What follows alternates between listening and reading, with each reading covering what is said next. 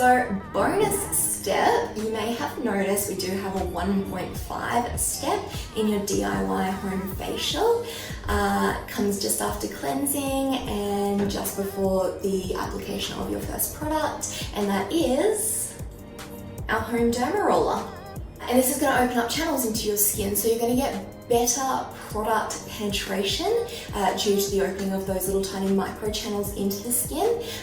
It's great for skin stimulation to increase blood flow to the surface of the skin, which brings with it fresh, oxygenated and nutrient-rich blood cells that are just essential for healthy skin function. Make sure you do disinfect your home roller before and after every single use. Give it a little bit of a spray with some alcohol, and then it actually has its own little case that you can sit it in and store.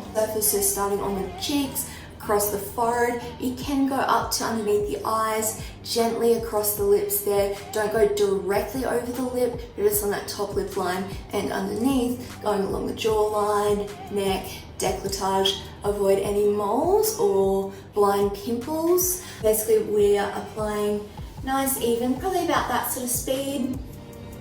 Nice and even, gentle, firm sort of motion, up and down. You're then going to go in a bit of a cross-hatching star motion. So across that way, and then we're going to go on the diagonal.